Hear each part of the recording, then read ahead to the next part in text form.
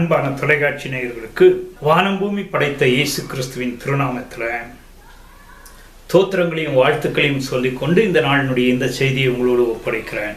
As I was meditating God's word, the Lord blessed me by giving this scripture portion to give to you as a blessing for this month. இந்த மாதத்திலே உங்களை ஆசீர்வதிக்கும்படியாய் சங்கீதங்களின் புஸ்தகம் 30 Psalms 30, which starts like this: I will extol you, O Lord, for you have lifted me up and have not let my foes rejoice over me. சங்கீதக்காரனாகிய தாவீது கடவுளை துதிக்கவும் ஸ்தோத்திரிக்கவும் இந்த சங்கீதத்தை இப்படி ஆரம்பிக்கிறார். கர்த்தாவே, என் சத்துருக்கள் என்னை மேற்கொண்டு மகிழ ஒட்டாமல் நீர் என்னை கை தூக்கி எடுத்தபடியினால் நான் உம்மை போற்றுவேன். Lord, I am going to praise your holy name because you are my hope. இறைவா, உம்மை நான் போற்றுவேன், காரணம் நீர் என்னுடைய நம்பிக்கையாயிருக்கிறீர். என் வாழ்க்கையில சூழ்நிலைகள், பயம், என்னுடைய விரோதிகள் என்னை அழித்து விடுவார்களோ, எனக்கு விரோதமாய் திட்டமிட்டவர்களுடைய சூதுவாது என் வாழ்வில என்னை ஒன்றும் இல்லாமல் செய்து விடுமோ, நான் அழிந்து விடுவேனோ என்று சொல்லி இருக்கும்போது நீர் என்னை கைதூக்கி எடுத்தபடியினால் நான் உம்முடைய நாமத்தை போற்றுவேன். உலகமெல்லாம் கலங்கிக் கொண்டிருக்கும் போது, நம்முடைய உடலிலே பலவீனமும் முதிர்வயதும் இயலாமையும் தரித்திரமும் பற்றாக்குறையும் வாழ்வின் எதிர்காலத்தை பற்றின பயமும் இருக்கும்போது சங்கீதக்காரனாகிய தாவீது 30வது சங்கீதத்தில் என்ன சொல்லுகிறார் பாருங்கள். நீர் என்னுடைய கடவுள். என்னுடைய வாழ்க்கையிலே எனக்கு வேறு கதி இல்லை. என்னுடைய அப்பாவும் அம்மாவும் மரித்து விட்டார்கள். அவர்கள் எனக்கு உதவி செய்து என்றென்றும் என்னோடு கூட இருப்பார்கள் என்று சொல்லி நான் கோட்டை கட்டி வைத்திருந்தேன். ஆனால் எதிர்பாராமல் அவர்களை நோய் நொடியும் கொரோனா போன்கின்ற கொள்ளை நோயும் விபத்தும் ஆபத்தும் அவர்களை என்னிடமிருந்து பிரித்து விட்டது. எனக்கு யார் உதவி செய்வார்கள் என்று தெரியவில்லை. நாளை எப்படி இருக்குமோ என்று சொல்லி என்னால் சிந்தித்து கூட பார்க்க முடியாதபடி எல்லாம் இருட்டாய் இருக்கிறது. என்னுடைய பகைவர்கள் எல்லாரும் கெர்ச்சித்துக் கொண்டிருக்கிறார்கள்.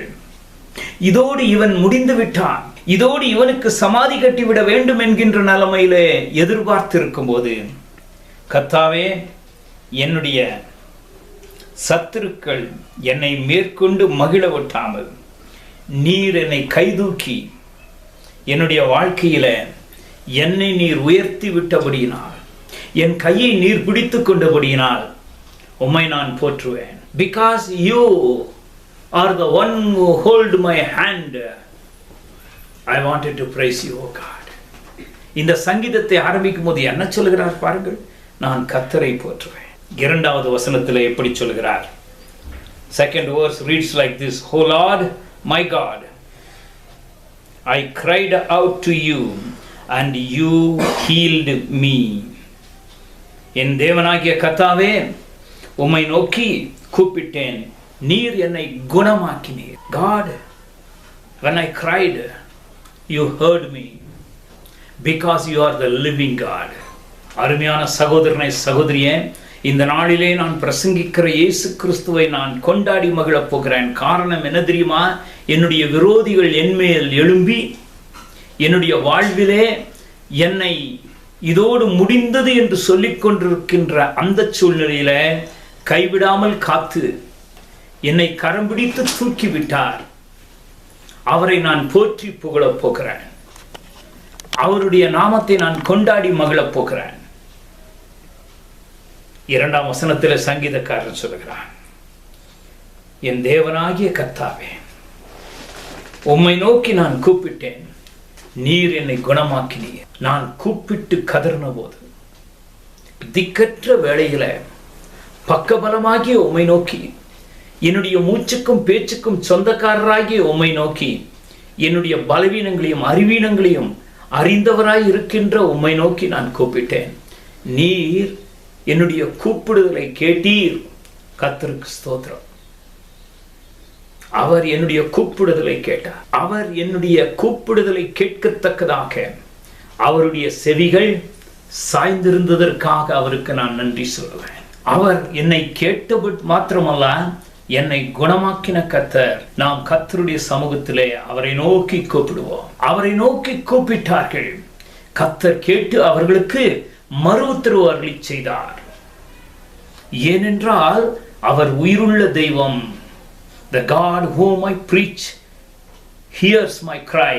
It's because He is the living God, and He is Almighty God, and He is able to deliver me from all that which is a bondage. என்னுடைய வாழ்க்கையில என்னை அடிமையாய் வைத்திருக்கிற எல்லாவற்றிலும் இருந்தும் என்னை மீட்டெடுக்குவதற்காக வந்திருக்கிறவர். அவருடைய திருநாமம் கொண்டாடி துதிக்கப்படுவதற்கும் போற்றுதலுக்கும் உரியது. 3வது வசனம் இப்படி சொல்கிறது பாருங்கள். கர்த்தாவே, நீர் என் ஆத்துமாவை பாதாளத்திலிருந்து ஏறப்பண்ணி நான் குழியில் இறங்காதபடி என்னை உயிரோடு காத்தீர். The third verse, I like it. O Lord, you brought my soul up from the grave. You have kept me alive, that I should not go down to the pit. நான் என்றோ மரித்திருப்பேன். என் வாழ்விலே நான் என்றைக்கோ மரித்திருப்பேன். நான் செய்த பாவம், நான் கற்றுக்கொண்ட தீய பழக்க வழக்கங்கள், நான் மற்றவர்களுக்கு விரோதமாய் செய்த சதி திட்டங்கள், மற்றவர்களுடைய வாழ்க்கையை அழித்து நான் வாழ வேண்டும் என்று சொல்லி நான் கடைபிடிக்கிறதற்கு துணிந்து விட்டதான அனைத்து காரியங்களின் மத்தியிலும் உம்முடைய கோபத்திற்கு நான் பாத்திரவான். அந்த கோபத்திலே நான் என்றோ அழிந்திருப்பேன். நான் என்றைக்கோ கல்லறையிலே மூடப்பட்டு என் மீது கல்லறையினுடைய வாசகங்கள் எழுதப்பட்டிருக்க வேண்டும். ஆனால் நீர் என்னை குழியிலே இல்லாதபடி என்னை உயிரோடு காத்தீர். கர்த்தருக்கு ஸ்தோத்திரம். இந்த நாளில நீங்களும் நானும் இந்த செய்தியை கேட்கத்தக்கதாக கடவுள் நமக்கு வாய்ப்பு கொடுத்திருக்கிறார். நம்மை உயிரோடு வைத்திருக்கிறார். நீங்கள் இருக்கிற இடங்களில கடவுளுக்கு இந்த நாளில நன்றி சொல்லுங்கள். உங்களையும் என்னையும் இந்த நாளில உயிரோடு வைத்திருக்கிறார். நம்முடைய ஜீவனை அவர் பெரிதாய் கருதி இருக்கிறார். ஏன் தெரியுமா? அவர்தான் என்னையும் உங்களையும் படைத்தவர். உங்க அப்பாவுக்கு தான் தெரியும் உன்னை பத்தி.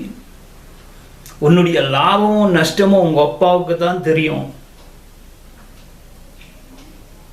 And He is an heavenly Father, and He knows better about you.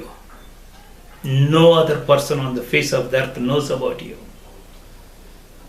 உன் தாயின் கருவிலே நீ உருவாவதற்கு முன்பதாக அவருடைய கண்கள் உன்னையும் என்னையும் கண்டது. கர்த்தருக்கு ஸ்தோத்திரம். நம்முடைய எலும்புகள் உருவாவதற்கு முன்பதாக அவருடைய கண்கள் என்னையும் உங்களையும் கண்டது. கர்த்தருக்கு ஸ்தோத்திரம். நாம் இந்த உலகத்திலே பையனாகவோ பெண் பிள்ளையாகவோ பிறப்போமா பிறக்காதா என்று சொல்லி மருத்துவர்கள் ஸ்கேன் பார்த்துவிட்டு அதை சொல்லுகின்ற உரிமை அவர்களுக்கு கொடுக்கப்படாமல் சட்டத்தால் தடுக்கப்பட்டு கொண்டிருக்கும் போது நான் மகனாக மகளாக பிறப்பேனா, எப்போது பிறப்பேன், எந்த நொடி பொழுதிலே பிறப்பேன் என்கின்றதும் அவருக்குத்தான் தெரியும். கர்த்தருக்கு ஸ்தோத்திரம். நாம் பாவத்திலும் சாபத்திலும் அக்கிரமத்திலும் அநியாயத்திலும் பெருமையிலும் தீண்டாமையிலும் நமக்கென்று பலவிதமான திட்டங்களை போட்டுக்கொண்டு நாம் வாழ்க்கையிலே சின்னாபின்னமாய் இருக்கும்போது நம்மை மறுபடியும் தன்னிடமாய் சேர்த்து கொள்கின்ற வழியாக இயேசு கிறிஸ்துவாய் இந்த உலகத்திலே வருவது அவர் நம்மேல் வைத்த அன்பை விளங்க பண்ணத்தக்கதாக, நம்முடைய அடிமைதனத்தின் சங்கிலிகளை முறியடித்து நம்முடைய எதிர்காலத்திற்கு நம்பிக்கையை கொடுக்கத்தக்கதாக, நம்முடைய வாழ்வின் அழிவை விரும்பாதவர் இயேசு கிறிஸ்து. அவருக்கு ஸ்தோத்திரம். சங்கீதக்காரன் சொல்கிறான் பாருங்கள் 4வது வசனத்துல, கர்த்தருடைய பரிசுத்தவான்களே அவரை கீர்த்தனம் பண்ணி அவருடைய பரிசுத்தத்தின் நினைவு கூறுதலை கொண்டாடுங்கள். The 4th verse reads like this. Sing praise to the Lord, you saints of His, and give thanks at the remembrance of His holy name. அவருடைய பரிசுத்த நாமத்தின் மகிமையை கொண்டாடுங்கள். He is God. He is the Creator. He is the Heavenly Father, and He is our Mother. He can understand our breath and our pain and our agony, and He is able to understand our shortcomings and sins. As such, He is the one who came into this world to die on the cross of Calvary by shedding His precious blood, by allowing His body to be broken, whereby we can be healed, we can be saved. நாம் ரட்சிக்கப்படும்படியாக, நாம் குணமாகத்தக்கதாக தன்னுடைய பரிசுத்த இரத்தத்தையும் சரீரத்தையும் சிலுவையிலே கொடுத்து நம்மை மீட்டெடுக்க அவர் போதுமானவராய் கடந்து வந்திருக்கிறார். ஆகவே அவருடைய நாமத்தை நாம் கொண்டாடி மகிழ பரிசுத்தவான்களாய், அவருடைய இரத்தத்தினால் பரிசுத்தமாக்கப்பட்டிருக்கின்ற பரிசுத்த கூட்டமாய், இயேசு கிறிஸ்துவின் இரத்தத்தினால் சொந்தமாக்கப்பட்டிருக்கின்ற நானும் நீங்களும் அவரை கொண்டாடி மகிழ வேண்டும் என்று சொல்லி சங்கீதக்காரன் என்னையும் உங்களையும் அழைக்கின்றார். கடவுளுடைய குணங்களிலே ஒன்றை இங்கே சங்கீதக்காரன் சொல்கிறார். பாருங்கள், the psalmist says a beautiful verse, which is the 5th verse. For His anger is but a moment, His favor is for life. அவருடைய கோபம் ஒரு நிமிஷம், அவருடைய தயவோ நீடிய வாழ்வு. சாயங்காலத்திலே அழுகை தங்கும், விடியற் காலத்திலே களிப்பு உண்டாகும். Weeping may be endured for a night, but joy comes in the morning. கடவுளுக்கு நன்றி சொல்லுவோம். அப்பா என்னை அடித்து விட்டார், அப்பா என்னை திட்டி விட்டார், அப்பா என்னிடத்திலே முகம் காட்டாதபடி அப்பா என்னை விட்டு தன்னுடைய முகத்தை மறைத்து விட்டார் என்பது அவருடைய பிள்ளைகளுக்கு அப்பாவினுடைய வருத்தத்திற்கு, அப்பாவினுடைய குணாதிசயங்களை காட்டுகின்றதாய் தெரிந்திருக்க வேண்டும். இங்கே சங்கீதக்காரனாகிய தாவீது தன்னுடைய அப்பாவாக, தன்னுடைய எஜமானனாக, தன்னுடைய படைப்பாளியாக, ராஜாக்களுக்கெல்லாம் ராஜாவாக இருக்கின்ற விண்ணுலக தந்தையை பற்றி சொல்லுகிறார். பாருங்கள், அவர் கோபம் கொண்டால் அது ஒரு நிமிஷம், அவருடைய தயவோ நீடிய வாழ்வு. I like that verse number 5. For His anger is but for a moment, His favor is for life, because He is God. அவர் கடவுளாய் இருக்கிறபடினால் அவர் நம்மேல் வைத்திருக்கிற தயவு, அவர் நம்மிடத்திலே கொண்டிருக்கின்ற அந்த இரக்கம் முடிவில்லாத வாழ்வை நமக்கு கொடுக்கும். அவர் கோபப்படுவார், சில சமயத்தில் அவர் அடிப்பார். எதற்காக தெரியுமா? நாம் அவரிடத்திலே திரும்பி வர வேண்டும் என்பதற்காக. நான் ஏற்கனவே சொன்னேன், அவருடைய சித்தம் இல்லாமல் அணுவும் அசையாது. நம்முடைய சுய புத்தியின் மேல் சாய்ந்து நாம் சாதித்து விடுவோம் என்று சொல்லி போடுகின்ற திட்டங்கள் எல்லாம் தவிடுபடியாகும் என்று சொல்கிறேன். கர்த்தருடைய கையிலே ஒப்படைக்கப்பட்டதற்கு நீடிய வாழ்வு உண்டு. அவர் நம்மை அடித்தாலும் அவருடைய பாதத்திலே விழுந்து கிடப்பதுதான் நமக்கு வாழ்வு. கொச்சை மொழியிலே சொல்லுவார்கள், குளத்துக்கிட்ட கோச்சுக்கிட்டு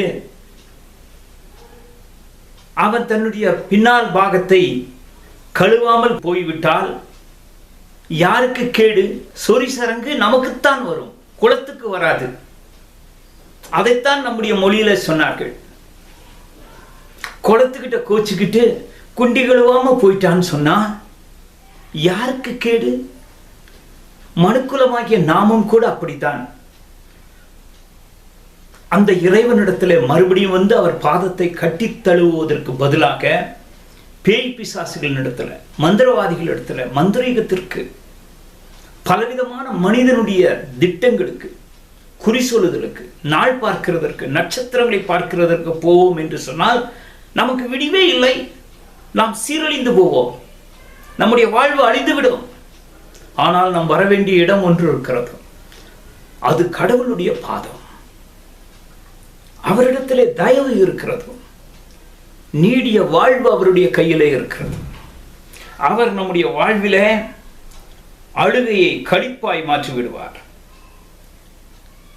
அவரால் கூடும். He is going to make our mourning into joy. It is possible by him. And we need to come to the feet of Jesus Christ. கடவுளுக்கு நம்ம என்ன பண்ணக்கூடாது? முரட்டாட்டம் பிடிக்கக்கூடாது. அவர்கிட்ட போயிடணும். கடவுளே, உம்முடைய சித்தம் என்னுடைய பாக்கியம். நான் பறக்கும் போதே செத்து போயிருந்திருப்பேன். ஆனால் இன்றைக்கு என்னை உயிரோடு வைத்திருக்கிறீர். எனக்கு படிக்கிற வாய்ப்பை கொடுத்தீர். எனக்கு நிறைய திறமைகளை கொடுத்தீர். நான் ஒரு பைத்தியக்காரியாய் இந்த பூமியில வாழாதபடி எனக்கு அறிவு கொடுத்திருக்கிறீர், திறமை கொடுத்திருக்கிறீர், படிக்கிறதற்கு வாய்ப்பை கொடுத்தீர். பெற்றோர்களுடைய கரங்களை பலப்படுத்தினீர். எங்களுடைய வீட்டிலே இருந்த கஷ்ட நிலைமைகளில நான் போய் கூலி வேலை செய்யாதபடிக்கு நான் படிப்பறிவை பெற்றுக்கொள்வதற்கு என்னை நீர் வழி நடத்தினீர். உமக்கு நன்றி. நான் தெரிந்தோ தெரியாமலோ என்னுடைய சொந்த புத்தியின் மேல் சாய்ந்து, என்னுடைய குடும்பத்தின் மக்களோடு சேர்ந்து, என்னுடைய நண்பர்களோடு கூட சேர்ந்து நான் உம்மை நோக்கி பார்க்கிறதிலே எனக்கு விடிவு என்பதை மறுத்துவிட்டு நான் என்னுடைய சிந்தனையிலே போய் நான் சிக்கிக்கொண்டேன். எனக்கு எதிர்காலம் தெரியவில்லை. நான் எங்கு போனாலும் எனக்கு கதவுகள் அடைக்கப்பட்டிருக்கிறதையே நான் பார்த்து கொண்டிருக்கிறேன். என் மீது இரக்கம் காட்டும் இறைவா. சங்கீதக்காரன் சொல்கிறான், அவருடைய கோபம் ஒரு நிமிஷம், அவருடைய தயவோ நீடிய வாழ்வு. சாயங்காலத்தில் அழுகை தங்கும், விடியற் காலத்திலோ களிப்பு உண்டாகும். சங்கீதக்காரனாகிய தாவீது என்கின்ற பேரரசன் கடவுளுக்குள் சொல்லுகின்ற ஒப்படைப்பை பாருங்கள். I want you to look into this verse and I want you to commit yourself along with this King David. You know what he says in the 6th verse? Now in my prosperity I said, I shall never be moved. என்கிட்ட பணம் இருக்குப்பா, எனக்கு உதவி செய்கிறவர்கள் இருக்காங்கப்பா, எனக்கு படிப்பு இருக்கிறது, எனக்கு திருட்டுத்தனம் தெரியும், எனக்கு தந்திரம் தெரியும், மற்றவர்களை அழித்து மேலே வருகின்றதற்கு என்னுடைய கூட்டாளிகளோடு கூட நான் பயிற்சி பெற்றிருக்கிறேன், எனக்கு ஆங்கிலம் தெரியும். இப்படியெல்லாம் சொல்லிக் கொண்டிருக்கின்ற கூட்டத்தில் சங்கீதக்காரன் சொல்கிறான், நான் ஒரு நாளும் அசைக்கப்பட மாட்டேன், ஏன்னா ஒருத்தனாலும் அசைக்க முடியாது என்று சொன்னேன். 7ஆம் வசனத்தில் இப்படி சொல்கிறார் பாருங்கள். கர்த்தாவே, உம்முடைய தயவினால் நீர் என் பர்வதத்தை திடமாய் நிற்க பண்ணி இருந்தீர். உமது முகத்தை நீர் மறைத்து கொண்ட போதோ நான் கலங்கினேன். கடவுள் தன்னுடைய முகத்தை நமக்கு மறைத்து கொண்டால் நாம் இருட்டிலே போய்விடுவோம். Lord, by your favor you have made my mountain stand strong. You hid your face and I was troubled. நீர் என்னை காப்பாற்றினீர், என் வாழ்விலே என்னை நீர் தூக்கி பிடித்தீர். ஆனால் நானோ, எனக்கு எல்லாம் இருக்கிறது, அதிகாரம் இருக்கிறது என்றெல்லாம் சொன்னபோது நீர் உம்முடைய முகத்தை எனக்கு மறைத்தீர். நான் கலங்கி போனேன். அருமையான சகோதரனே, சகோதரியே, இந்த செய்தியினுடைய முடிவாக உங்களிடத்தில் சொல்லுகின்றது என்ன தெரியுமா? எனக்கும் உங்களுக்கும் வேறு கதி இல்லை. There is no other way for you and me. Therefore, let us not trust our own might. Let us go to the presence of Jesus Christ. இயேசு கிறிஸ்துவின் சமூகத்துக்கு நாம் போவோம். நம்முடைய சுயபலத்தை நம்ப வேண்டாம். அவர் நம்முடைய வாழ்க்கையினுடைய அத்தாட்சியாய், அனுபவமாய், நம்மை மகிழ பண்ணுகிறவராய், நம்முடைய சத்துருக்களுக்கு முன்பதாக பந்தியை ஆயத்தப்படுத்தி நம்முடைய தலையை அபிஷேகம் பண்ணுகிறவராய் வந்திருக்கிறார். அவருடைய திருநாமத்தை போற்றுவோம், புகழ்வோம்.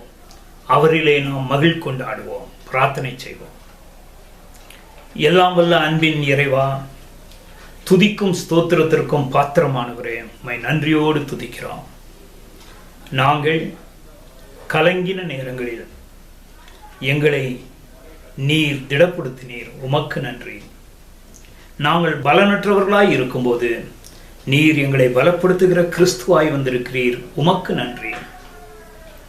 எங்கள் வாழ்விலே நாங்கள் உம்மை விட்டு தூர போன போது எங்கள் வாழ்விலே நாங்கள் அழிவையும் நம்பிக்கையில்லாத சூழ்நிலையும் சந்தித்தோம். நீர் எங்களுடைய நம்பிக்கையாய் வந்தபோது எங்களுடைய அழுகை களிப்பாய் மாற்றப்பட்டது. உமக்கு ஸ்தோத்திரம். கைவிடாத கடவுளே, எங்கள் வாழ்வின் அத்தாட்சியானவரே, எங்கள் மீது கருணை காட்டுகிறவரே, உம்மை நாங்கள் போற்றுகிறோம், உம்மை வாழ்த்துகிறோம், உம்மை நாங்கள் வழிபடுகிறோம். உம்மை போல் தேவன் இல்லை, உம்மை அல்லாமல் தெய்வம் இல்லை. நீர்தான் முடிவில்லாதவராய் என்றென்றும் வீற்றிருந்து அரசாட்சி செய்கிறவர். ஆகவே உம்மை நாங்கள் துதிக்கிறோம். எங்களுடைய வாழ்விலே உம்முடைய குமாரனாகிய இயேசு கிறிஸ்துவாய் வந்து உம்முடைய சரீரத்தையும் இரத்தத்தையும் எங்களுக்காக கொடுத்து நாங்கள் உமக்குள் வாழ்வாங்கு வாழ்ந்திருக்க முடிவில்லாத வாழ்வை எங்களிலே ஒப்படைத்து எங்களை உம்முடையவர்களாக, உம்முடைய நாமம் தரிக்கப்பட்டவர்களாக, உம்முடைய சரீரத்திலும் இரத்தத்திலும் பாதுகாக்கப்படுகின்ற பாதுகாவலுக்கு சொந்தக்காரர்களாக, உம்முடைய மேய்ச்சலை கண்டடையத்தக்கதாக உம்முடைய மந்தையின் ஆடுகளாய் எங்களை நீர் சேர்த்து கொண்டதற்காக உம்மை நாங்கள் ஸ்தோத்திரிக்கிறோம். தகுதி எங்களிலே இல்லை. நாங்கள் உம்மை விட்டு தூர போனவர்கள். எங்கள் வாழ்வு சிதைந்தது. நாங்கள் மண்ணிலே தூங்கிக் கொண்டிருக்க வேண்டியவர்கள். ஆனாலும் உம்முடைய தயவு இரக்கம் எங்கள் மேல் வந்ததற்காக நன்றி. இப்போதும் கலங்கியிருக்கிற உள்ளங்களுக்கு நீர் பாதுகாவலாக, உதவியற்றவர்களுக்கு உதவியாளராக, இவர்களுடைய வாழ்வினுடைய நம்பிக்கையாக, கரம் பிடித்து வழிநடத்துவதற்கு போதுமானவராக வழிநடத்தும்படியாய் ஒப்படைக்கிறோம். மகிமையை உமக்கு செலுத்துகிறோம். இந்த நன்மைகளுக்காக எங்கள் ஆண்டவர் இரட்சகரும் மீட்பெருமாய் இருக்கிற இயேசுவின் வழியாய் வேண்டுகிறோம் பிதாவே.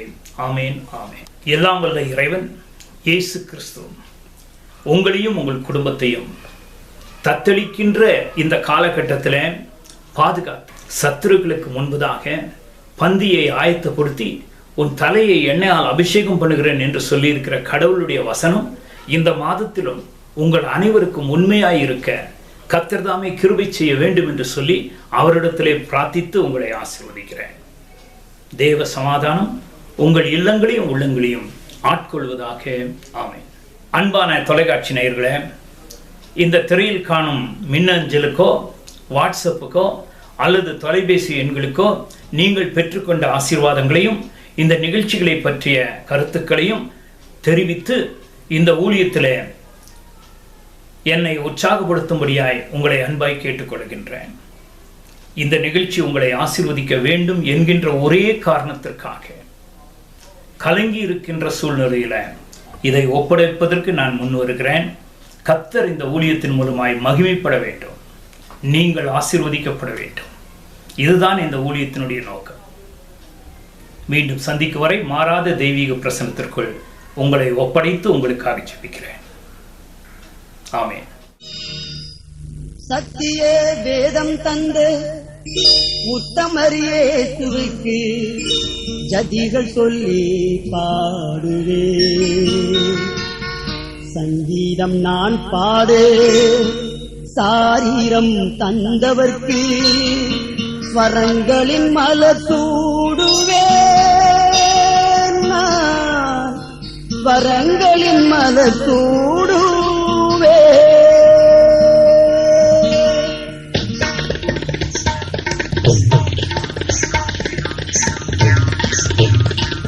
சத்திய வேதம் தந்து உத்தமரியே துருக்கு ஜதிகள் சொல்லி பாடுவே.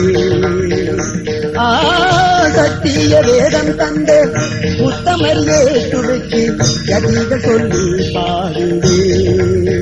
சங்கீதம் நான் பாடு சாரீரம் தந்தவர்க்கு வரங்களின் மலர் சூடுவேன். நான் வரங்களின் மலர் சூடுவேன். சத்திய வேதம் தந்த உத்தமரியே துவைக்கு ஜதிகள் சொல்லி பாடுவே. ஜம் ஜம் தகித ஜம் ஜம் தஜம் ஜம் தகிட ஜம் தகிட ஜம் தஜம் ஜம் தகிட தஜம் ஜம் தகிட தஜம் ஜம் தகிட கதறிகிட ஜம்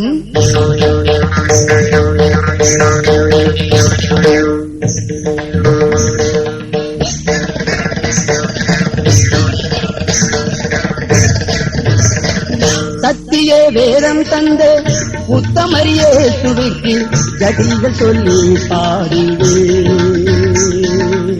ஜதிகள் சொல்லி பாடுவே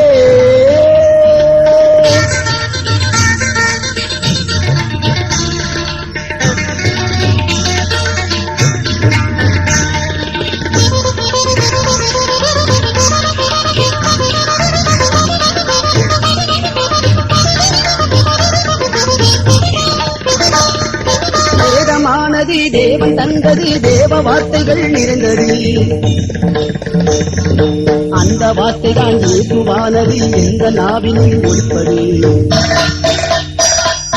வேதமானது தேவன் தந்தது தேவ வார்த்தைகள் நிறைந்தது அந்த வார்த்தைதான் இயேசுவானது எந்த நாவினில் ஒலிப்பது பாவி என்னை அவர் பக்தனாக துதி பாடிட வைத்தது பக்தர்களின் பாதைக்கு நல்ல தீபம் இது பாவம் இல்லாத தேவாட்டுக்குட்டி பரிசுத்த சொன்னது